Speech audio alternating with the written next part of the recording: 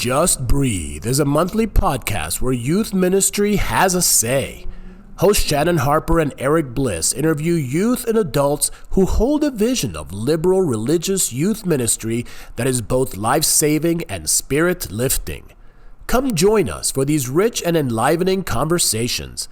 Explore faith, spirituality, and life purpose as never before. And above all, bring your authentic self and just breathe.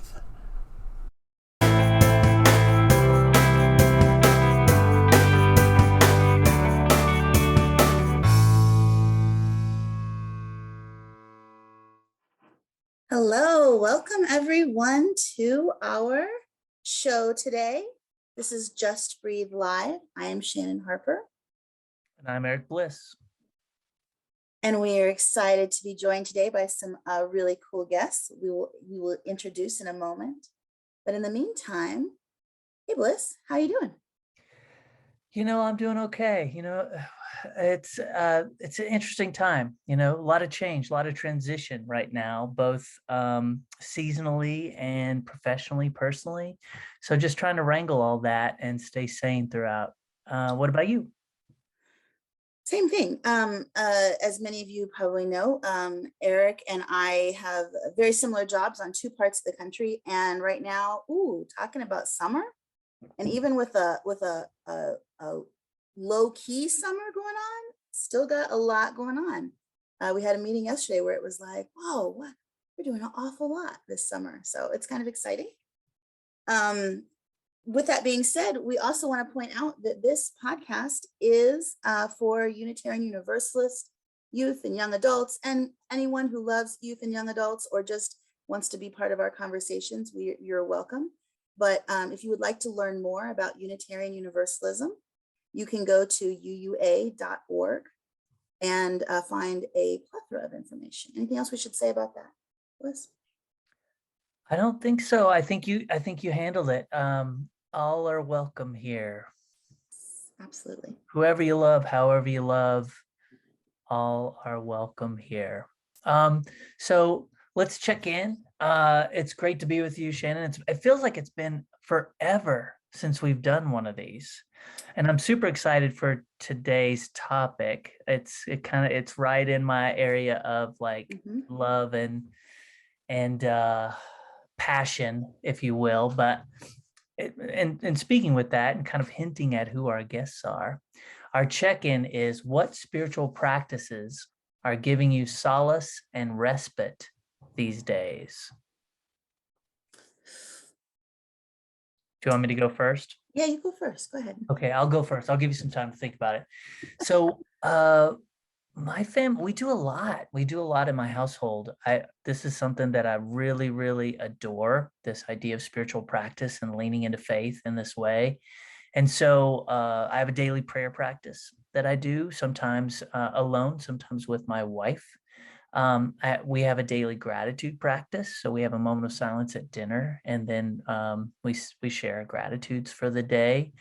My son has gotten in the habit of, he doesn't say what he's grateful for, he just points at it. So he'll point at his sister or he'll point at me. And sometimes he does this kind of like lasso thing. I'm like, is that the family, the house? He's like, he'll just shake his head. It's kind of fun. He's playing with it. And then at the end of each day, I also do a kind of a cleansing practice to kind of honor that transition from work to family life. And I won't bore folks with the details of that, but it's important. What about you? Well, the spiritual practice that I started, I don't know, it was probably this past summer, but I've been continuing to do is I pour libations each morning for my ancestors.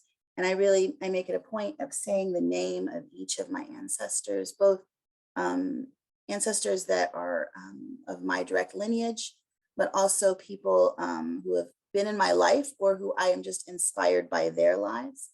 And I name those people as I pour water. I have lots of plants, so I'm always watering plants anyways. But it's just a really intentional time that I like to take. And I feel like just like calling on them in the morning makes me aware of them throughout my day. And I see, as I go through my day, I see where they show up. I notice things about, like, I don't know, I feel like it's messages that I'm getting from them.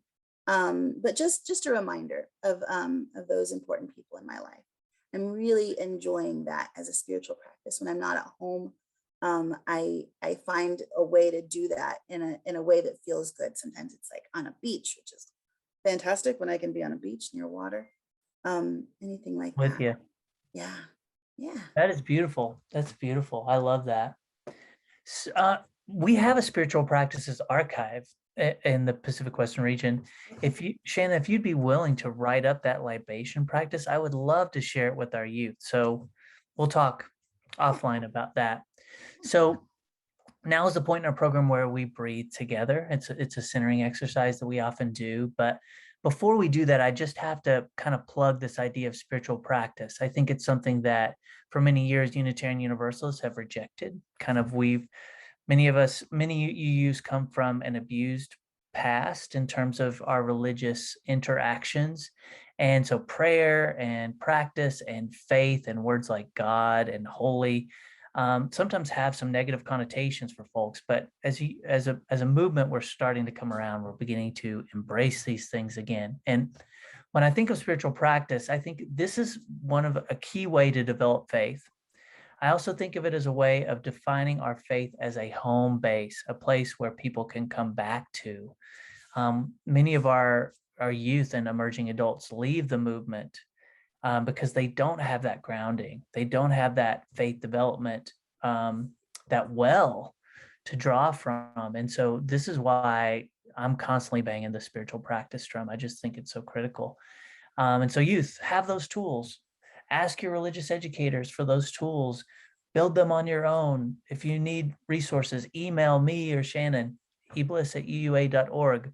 And I'm happy to share many of these tools with you.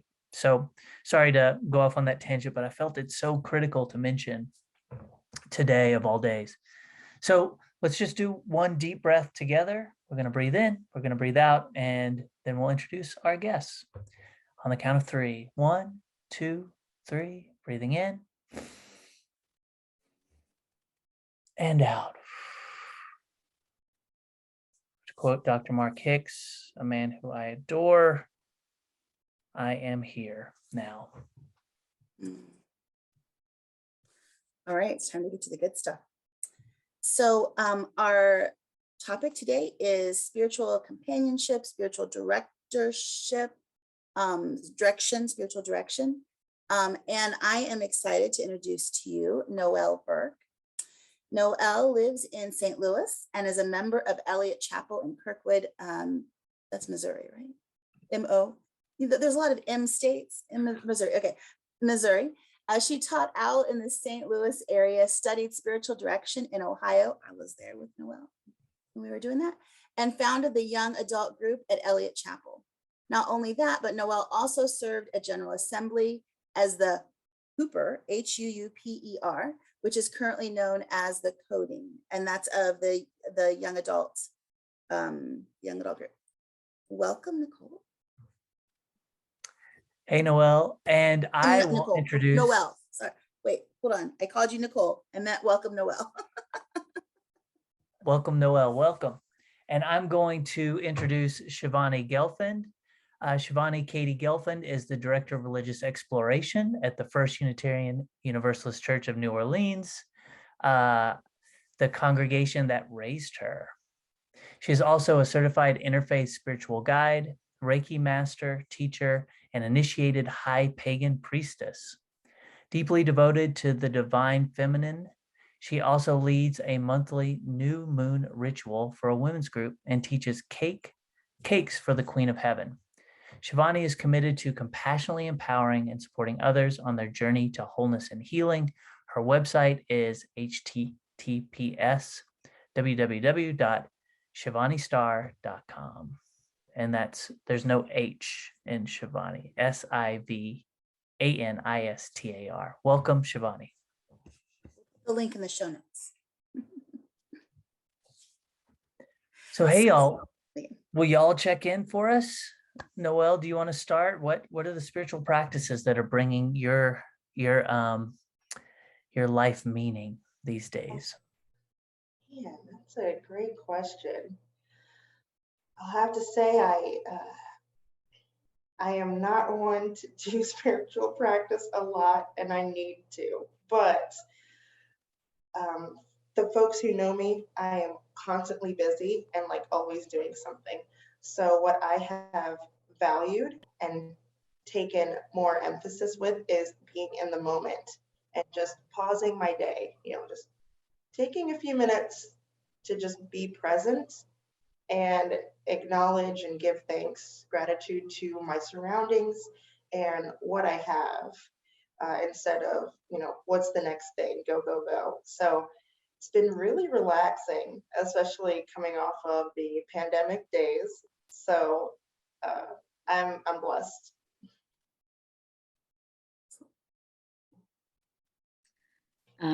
Yeah, I have a few spiritual practices. The ones that are supporting me the most right now are my morning prayer practice, where I connect with my guides, my ancestors, the goddess, and all the elements, and just remind myself that they're always with me. It helps me to feel like I'm not alone, especially during the times of isolation we've all experienced recently.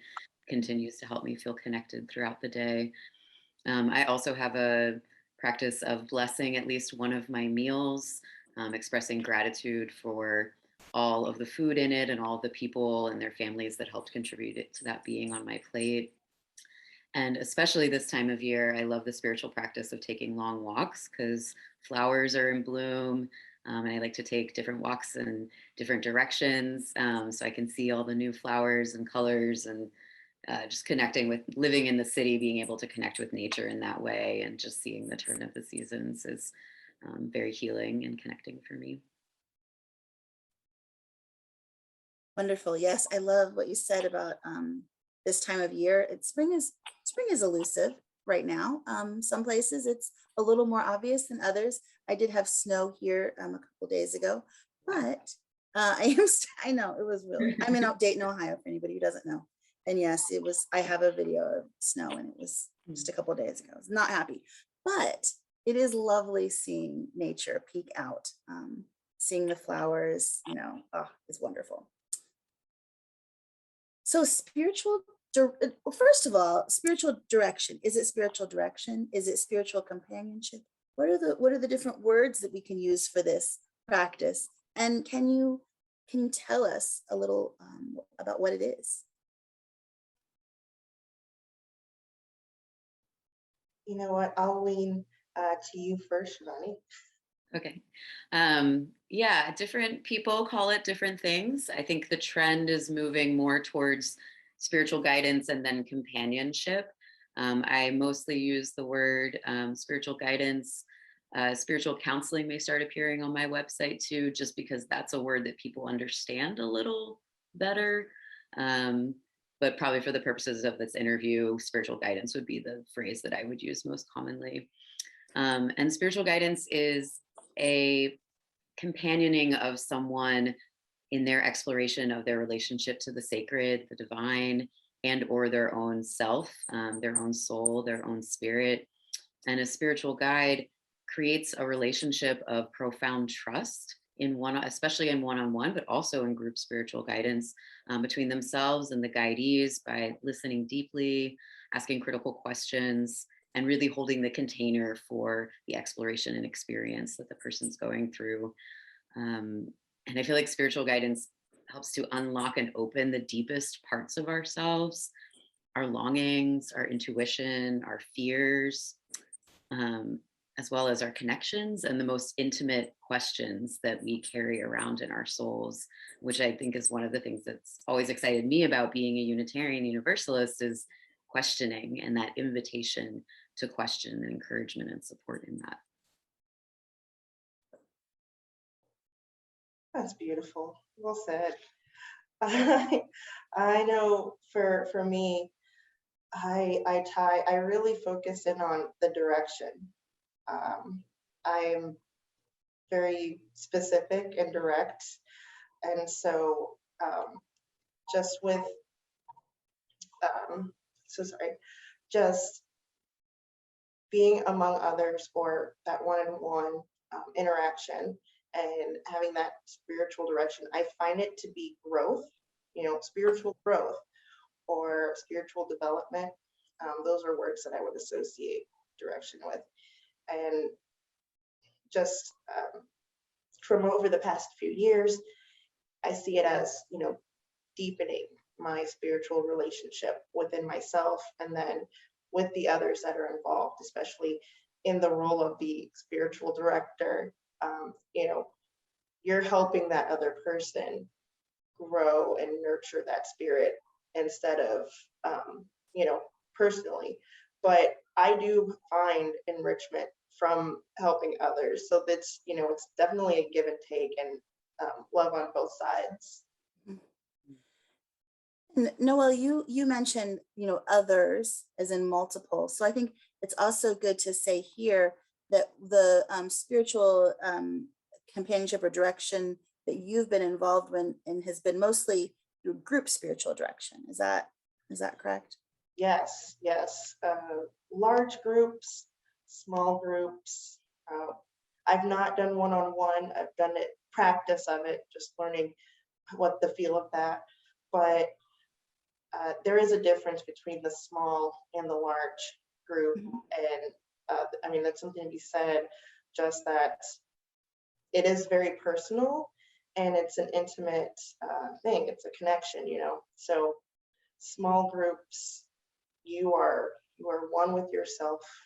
You are your true self and vulnerable with a few other folks in that group. And with the larger group, you're doing the same thing, but there's more individuals involved, and it's you try to put up a wall, but it's also learning like, okay, tear down that wall. It's a safe space. And that's really hard it's really hard in general. So, personally myself, I'm learning that as well, of just, break down those walls. It's good to have, but for the purpose of spiritual direction, you need to be 100% open and open to any change or growth that your body may need that you didn't think that you needed. I think I think what's really beautiful about what you're saying, Noel, and what you shared, Sivani, is that it sounds like, and I'm not a trained spiritual director myself. So it sounds like people really can choose how they want to explore this, right? So in a similar way, like therapy, you can have one-on-one therapy sessions with an individual counselor or therapist and have that relationship with them. But you can also go to group therapy sessions where everyone shares, and you almost build like a connection, not just with the person who's facilitating that circle, but also with the people who are there. And it's enriching to share and to hear other people's stories, and sometimes empowering and helpful to hear other people's stories in their search. And then Noel, you were talking about even larger groups. I mean, I've been to conferences and things where it's a much larger group where we're all exploring these things together. Is that a pretty fair comparison? Oh yeah, at least from my perspective, yes. Yeah, I think so. And I mean, with group spiritual guidance too, there's really a magic to witnessing each other's deep sharing that I think is really special and allows space. Like I've seen so many people just have relief when they realize that they're not alone in the challenge they're facing or the trauma that they've had or the questions that they're exploring. Like, oh, it's not just me, like other people are this way. And I feel like group spiritual guidance can really be a balm on the wounds, on the wound of loneliness, because it allows that intimate connection and sharing. It sounds so invitational, like that feels really beautiful, like a beautiful piece about it. Like when you're with others and one person is sharing, like, okay, I can do the same thing. I can go there. So how did y'all get involved? What brought, I mean, was there a mentor that brought you to this? Was there a particular event or life crisis that brought you to spiritual direction? What got you here? I can go first. I was already kind of on a path of deep spiritual exploration, and a painful divorce also. And one night I was on the internet looking up some spiritual something or other, and I found out about spiritual guidance, which I didn't know about before. And I immediately knew that's my ministry. And I did a 2-year low residency program at the UU Camp and Conference Center at Rowe in Massachusetts. And it was a deeply transformative, healing experience for me, because a lot of the work and training of a spiritual guide is you having to do that work on yourself.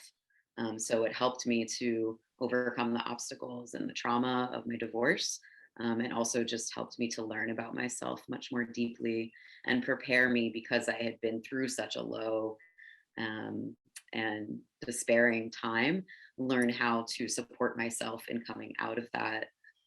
And that is one of the things I think is important to the training of spiritual direction and guidance, is you need to really do that work yourself so that you know how to hold the container for someone else when that comes up. So if I was working with someone who was dealing with spiritual issues around divorce and I hadn't dealt with that myself, the container I'm holding for them is compromised because I'm affected emotionally by what they're sharing. So that's a portion of the teaching and the learning, but I think it's kind of like spiritual school for the self as well as spiritual school for how to be in service to others. Well, I find myself as a spiritual person. So when I heard about this spiritual direction training course in Ohio, that's what Shannon mentioned. I heard from Nancy Combs Morgan, and I heard about open enrollment for youth and young adults for the course, and I couldn't drive to Ohio fast enough. I wanted to be there. It just called to me. It was just a feeling, and just to be, specifically asked, like, oh my gosh, this is me. So the training entailed a weekend retreat and putting in the work. And I loved that work. I loved it so much. I met a lot of great friends, and just learning how to treat my spirit, how to nurture it, how to treat my spirit better, and learning to be vulnerable. I would say that was my first exposure to it with the small group spiritual direction. And I'm not afraid of it. I didn't shy away, so I leaned more into it, and I'm continuing in another course right now. So gosh, that's how I found it, and I'm still in it. Yeah, I'm still learning. So, oh my goodness, Sivani, you're an inspiration to me right now. I hope I can do what you're doing. And you as well.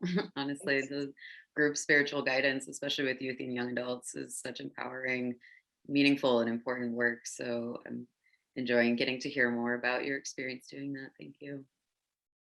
I love this mutuality that we're talking about. Like, I mean, that's been the theme throughout, right? Is this idea that you are giving a service, or you're doing something for people, but you are also being impacted and affected.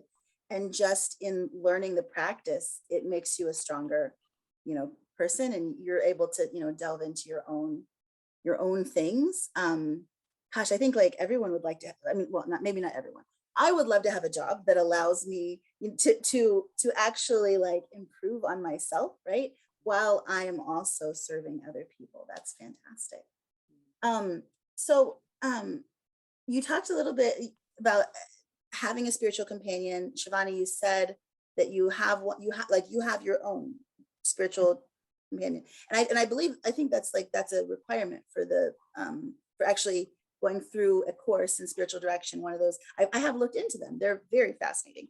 And one of those requirements is that you actually experience what it's like to be the directee, the directee instead of the director, and have that experience. Noel, you're in a class right now where you're learning group spiritual direction, and it's, we should also say it's online. So the first course you're talking about in Ohio, that was in person, and now you're learning to do it online. And so are you having experiences that you can talk about with having that group spiritual direction online? How is that? And how is that? And Sivani, also the same. Are you doing this online now, or are you doing it in person? Like, how is this adapting? Well, I can answer this first. Just that when I was in person a few years ago, it was great. You know, you were in the trenches, need to say, and you were breathing, living, eating the spiritual direction with the group. With it being online now, the transition, I find it a little bit harder for myself. I find that there's a disconnect. I am doing the work, I'm reading, but I'm not really in this small community. And I don't really have an accountability partner. And I don't have a mentor, you know, a director in this. I'm learning to be the director. So it's a little difficult for me personally. And it's really hard. It's really hard, but I'm trying to stick with it. And yeah, I hope that through this struggle, I can have it be easier for the next person, you know, for my directees.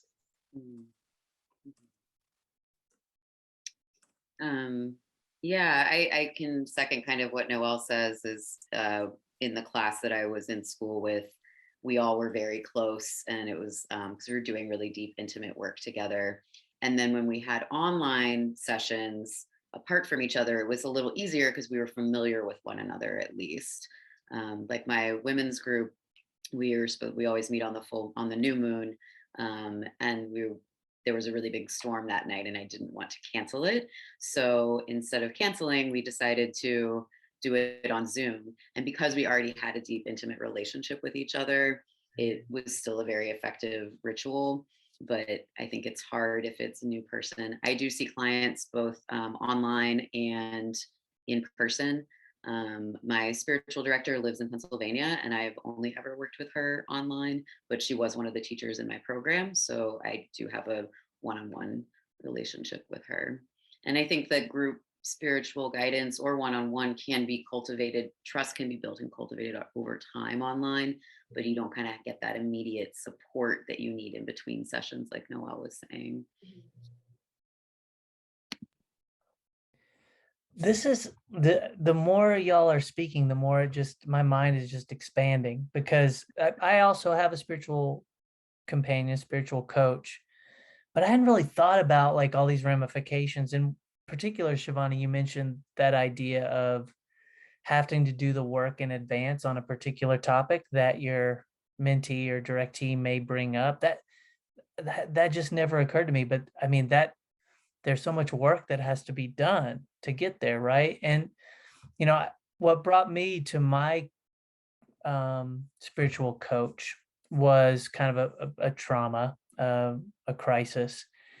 What do y'all see as, you know, if someone's listening, if one of our listeners right now is considering this, what are the things that a coach can offer, and what are the reasons that someone reaches out to a coach? I'll let Sivani answer this first. Yeah, I think some of the different reasons people come are if they're looking to connect spiritually with themselves, but they don't know how. Spiritual seekers needing some kind of direction. Also, those looking for meaning and purpose in their life, or deeper connection in their relationships, or to themselves. Like I think about love and belonging a lot as themes, because those are things we're always like told we have to get from outside of ourselves, right? But really, truly, love and belonging begin here. And I think spiritual guidance can help support that developing that kind of intimacy with the self as well.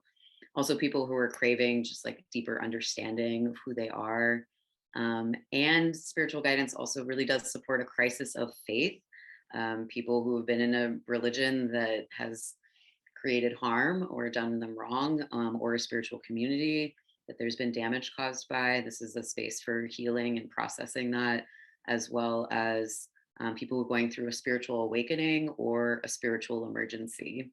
And I have a client right now that was working through a spiritual emergency and also sees a therapist, and those things both need to come together, because there are things that a spiritual guide can do that a therapist can't do, and there are things that a therapist can do that a spiritual guide shouldn't do. So Yep. that, oh, sorry. Sorry. No, go right ahead now. So I think for me, anyone, we all have our reasons that bring us to a spiritual direction, even in a group setting or one-on-one. I would say for anyone interested or has an interest, do it. There's a lot of benefit, just that, you can learn more about yourself. It's a big perk. You can learn about others that, you're going through this deep connection together. Sometimes it's hard, to do it by yourself. And so having a companion is, they're there. And I mentioned accountability earlier. You don't really have to, talk, or they have to, it's not like a homework assignment. It's just, all right, I'm doing my own work and I know that they're doing theirs. So I'm going to do this for me. And somehow, it's like the other person, it's mutual beneficial, just that you're doing your own work. And gosh, lost my train of thought, but it happens. But I would say just that, you have that companion who helps you, guides you, not necessarily all the time, but you get into the right direction to have maybe some epiphanies or small epiphanies. And it's just really remarkable and great to see that happen to yourself. And that's why I would recommend anyone to do it. Those are some really good benefits. Really, like, you wouldn't even realize that your body needed it, your spirit, so try it. Dip a toe in, dip something else in, give it a shot. I love your totally echo invitation. that, Noel. My experience with spiritual direction, every time I meet with my director, I walk away with some new realization or some new practice or some new mantra, that I'm always walking away with another tool to navigate my life. And it's just beautiful. Sorry to interrupt, Shannon.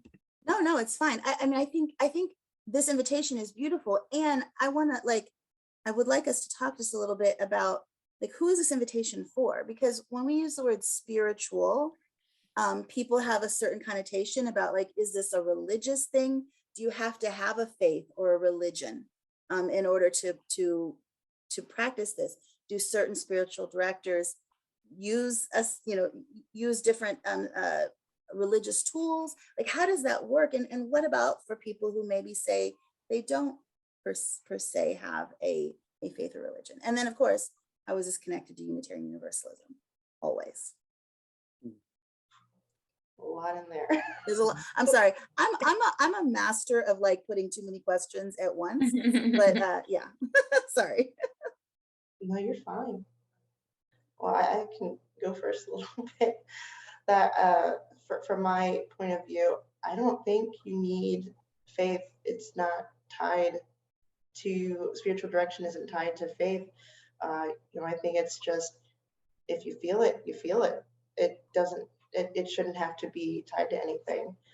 And to work on any tools to put in your toolkit for spiritual guidance, direction, that's all up to you.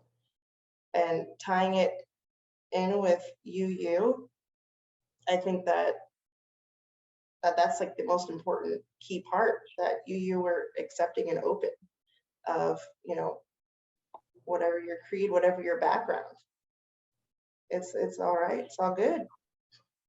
So that's just a brief explanation on my end. Thanks, Noel. Yeah, it's definitely not faith-based. I mean, many different faiths have spiritual guides. But I think even an atheist can agree that there is some part of ourself that is not our physical body, our mind, or our emotions, that there's some other thing present with us that needs tender healing and care and attention, and that is the spirit. So, but there are ways to incorporate faiths. If I was working with someone that had a specific prayer that they wanted to open the session with, that would be most welcome, or other symbols of their faith or practices that they would want to have present to help them connect more deeply. That would be very welcome. Yeah, how is it connected to you? I've been very excited to be able to talk about spiritual guidance and Unitarian Universalism for a while. So we actually covenant to affirm and promote the encouragement to spiritual growth and a free and responsible search for truth and meaning. And that is what spiritual guidance is. So once we get the 8th principle, then that will be a quarter of our principles is spiritual guidance. And so I feel like it's the invitation and almost like requirement of our faith is that we are doing this work as individuals and collectively. It's built into it. And I think this is new. It's still an emerging field in a lot of ways, and especially in Unitarian Universalism. But I think it's such a good faith to do it in, because being raised a UU, I always loved that encouragement to spiritual growth. But where to begin? When you're young, where to begin? And how do I do that without engaging in spiritual cultural appropriation? How do I protect myself from spiritual leaders or communities that maybe could be damaging to me? And because our faith is so supportive of this exploration, I think we owe it to ourselves to integrate it more into our work, and especially to normalize it as a part of our practice with our youth and young adults. I think to also lift up what Shivani's saying is that you can incorporate a token, a talisman, or an item in your sessions that ground you. And I really love that opening, each session with that. It could be a bowl, a chime, a sound, or it could be a picture, or just something that gives you purpose. This is like maybe a memory or something from your childhood that brings you peace. That is what grounds you. And so just adding that, it doesn't have to be tied to faith. I could pick a rock. Like I remember from middle school, I found a rock that smelled like chocolate. This is just random, but I mean, I think about it all the time. I'm like, no way. If I still had that rock, I would use it as my grounding tool because, one, it's unique, and two, I mean, I was pretty proud about it. It just made me feel unique, and I am a unique person. So I want to know where you live, where the rocks smell like chocolate. Missouri. I need to move to Missouri. I hope it's dark chocolate, because that's my kryptonite. So, first of all, Sivani, you mentioned the 8th principle, and I think it's important that we lift that up during the course of the program. Unitarian Universalist covenant and affirm 7 principles, but we're in the process as an institution really wrangling with dismantling systems of white supremacy. And the 8th principle, really lift it up. We got to lift up Paula Cole-Jones here, who was instrumental in helping bring this to our movement. The 8th principle affirms and promotes journeying towards spiritual wholeness by working to build a diverse, multicultural, beloved community by our actions that accountably dismantle racism and other oppressions in ourselves and in our institutions. And many of our congregations across the country, there are over 1,000 UU congregations and covenanted communities are wrestling with this, and quite a few are starting to adopt the 8th principle. So I just have to add that context, and I appreciate you, Sivani, mentioned it. But it was also brought up earlier, this idea between, and I'm bouncing backward a little bit, so I apologize, but I think this is something worth exploring. I don't want to lose this thread. it was mentioned that therapy is not direction and direction is not therapy. And so clearly there's some areas, it's like a Venn diagram, some parts where it overlaps and some parts where it doesn't. Can you all kind of illustrate, where's the overlap, where isn't the overlap, for those who might be curious?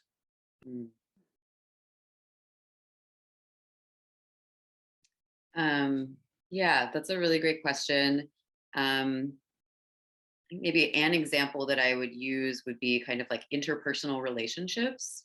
I feel like there's an intersection there, because a spiritual guidance session could quickly turn into someone reflecting on a challenge that they're having in an interpersonal relationship. So my job in that situation is to listen deeply, but also not how, so my response is not how does this person deal with this challenge that they're having, and like how do I encourage them or instruct them on how to be in better communication with this person they're having conflict with.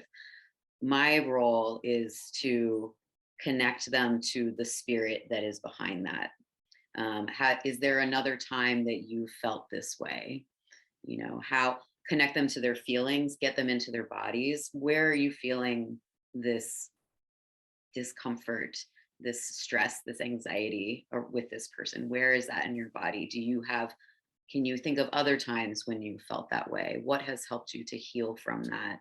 Where is your sense of your spirit in this? So always returning it to the spirit. I think that's the simplest example that I can give. And we as spiritual guides, there are things that, like I said, therapists are trained in that we're not. And so it's not really my job. One of the reasons I steer away from the word direction is like, I'm not trying to tell you where to go. I'm here to companion you, to hold your hand while you're going through this. But a therapist does a little bit more of direction, I think, than spiritual guides and companions do. I echo that 100%. I was going to say that I would think the therapists, they direct you a bit more, and they're more direct on it. And they might even tell you things because, they're licensed. But with a therapist, in my opinion, I think that they're more materialistic compared to a spiritual director. They're more whole, about the whole body and what's related to that. Also bring in nature and other varying things, except, it's not about like a paycheck or your job, a car. It's not that materialistic. It's about your soul and being whole. So there is a bit of overlap, being the deep listening, listening and the care. You have to have that compassion and the want and need to be there, because if not, then either do not apply. So those are my thoughts. Thanks, that helps a bunch.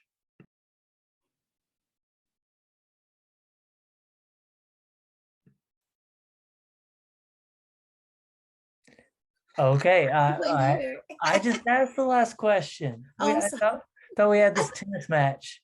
Okay. Do you how do you want to do it, Shannon? Go ahead. Okay, so now we have to say for everybody listening, here's what happens. Eric and I text each other on the side, and I said, is it time to wrap up? And he said, we should do one more question. I thought that meant that he had a question. So I was like, take it, Eric, you got the question. Okay, I got this.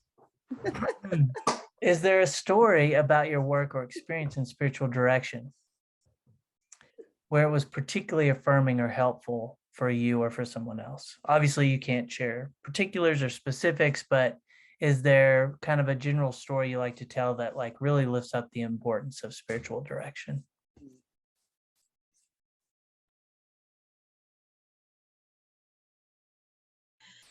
Yeah, I'll be brief. My favorite, and I might get emotional, so I'm sorry. My favorite time in my small spiritual group was at the retreat in person. So I had talked a little bit, we sat for 5 minutes, silence, and then I spoke for 5 minutes, just nonstop, whatever was on my mind. And it just so happened it was kind of imposter syndrome, which a lot of people have. So I just talked through it, and it was just I felt therapeutic for myself to just like unleash it and shed it, just had it roll off my back. It wasn't my thing anymore. It just wasn't on my mind after I unloaded. So gosh, that was amazing. I think I cried in that session, and then sat there for another 3 minutes. And then the next 3 minutes after that, I had feedback from the other two in my group. Gosh, I can't even explain it on how amazing it was. But I hope you can tell like the sincerity in my voice. Like, you have to experience it yourself or give it a try, and then you'd have that experience for yourself. That's beautiful, Noel. Thank you. Yeah, to kind of balance her story, which was personal and about a group setting inside of an immediate experience, I'll share about another client and like the power of the arc of long-term one-on-one spiritual guidance. So I've been working with this one person for about 2.5 years, who came to me just really seeking something in themselves, some kind of connection, a longing that they didn't know what they were really longing for. We'd have a lot of what I call like aha moments or epiphanies, as Noel said, which I love, throughout our time together, which I feel like kind of like unlock, like in a video game, it like unlocks the next capacity or the next path. And so we'd have moments like that, and there were ups and downs emotionally over the last 2.5 years, including separation from their child's other parent, stopping drinking, lots of changes made along the way. And they're also a part of my monthly circle. And then one day recently, they just came in and looked completely different. And they shared that they had the experience of feeling the divinity within themselves, like the sacredness within themselves and all around them, and how precious they knew it was, and that this was what they had been longing for so long, trying to find it in different things, and then just feeling it in themselves. And that unlocks a whole nother like gate, like capacity and space and path that we're going to go. It's not done, our work together, it's not over. But it was just so beautiful to see the rewards of long-term work with a spiritual guide. That's so beautiful. And it's such a good point to end with, that it's not, there's no goal that you're trying to achieve with spiritual direction, right? It's an ongoing journey that we're all on. And so having that companion, literally a companion, to be with you on that journey is such a beautiful thing. Thank you so much for sharing both of those stories. Incredibly powerful. And thank you so much for being here with us. It was a little hard getting us scheduled, but we finally made it happen, and I'm so glad. Yes, thank you so much. Thank you. Like so many of our other episodes, like there's so many more questions. Well, yeah. We got to have y'all back. Sorry, Sivani, what were you going to say? Oh, just it's been a pleasure and delight, and I love talking about this and getting to connect with Noel. I think will be good for both of us. I'd love to stay in touch about the work we're both doing, because I have questions about how to bring some of this to the youth at my church. It would be great. Likewise. Yeah, that's where we need to have another episode, because we do need to talk about how we can use spiritual direction, the things we're learning from spiritual direction in youth and young adult ministry. I think that would be a very powerful conversation to have. But this felt like a wonderful, lovely invitation for people to check it out. Thank you. So we do have to wrap up, unfortunately, for today. And we have some important, I have an important announcement to make that has, well, a little, I don't know. Okay, I can't make the connection with spiritual direction, but this is exciting because the UUA has money that they would like to, we would like to give to youth and young adults who would like to attend General Assembly. General Assembly this year is in Portland, Oregon, which is a beautiful city. We were there 5 years ago. It was a little while ago. It's a lovely, beautiful city. I love Oregon. It's a gorgeous, mossy green place in June, and it's a fantastic place to visit. And the UUA would like to make sure that youth and young adults who would like to attend are able to. So there are 3 ways in which you can apply for money if you are in high school, or if you are a young adult between the ages of 18 and 35. You can fill out a form and get a discount code to apply at registration. So your registration will be discounted when you apply. You can also apply for a registration scholarship through the main financial aid form that will be on the website that we're going to give you. And you can apply for lodging credit through the main financial aid form. So there's a financial aid form where you can get help with lodging, you can get help with registration. Yes, and so the website that you would want to go to for that is uua.org/GA-scholarship. Yeah, /GA-scholarship. We'll put it in the show notes. And that money is for people who are both attending virtually and attending in person. So even if you want to attend virtually, we have money that we would love to spread out to the young people. And Sivani, Noel, are y'all attending GA this year?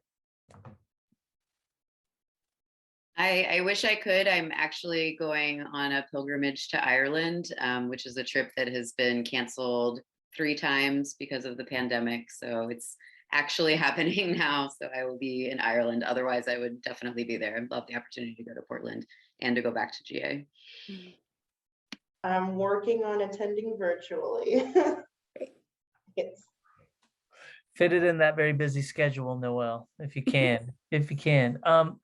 Our next Just Breathe Live, we have one that's going to be in person at General Assembly in Portland. So more about that next month. But our guests in May will be the young religious Unitarian Universalist, Why Are You documentary filmmaker Lindsay LaPointe, to discuss UU youth history. And to honor that, because we can't interview youth about youth history that much, because they weren't around, we've got 2 youth hosts who will be interviewing Lindsay, Lee Blythe from the Pacific Western region and Paige Cup from the Central East region will be taking Shannon and I's place as our guest hosts, and they'll be interviewing Lindsay LaPointe and asking all about this documentary that she is putting together, which is really exciting. Make sure you like and subscribe for those of you viewing on YouTube, and you can follow us on Instagram at Just Breathe Live, all one word, 2 U's. And please do spread the word about our podcast. All right, it's time for our whoosh. So we always end our show here with a big exhale. We start with a good breath in and out, and we like to move things through our bodies and push them out into the world for the good to happen. So our whoosh starts up here, and we're just gonna push it all the way out. Whoosh! And we're done.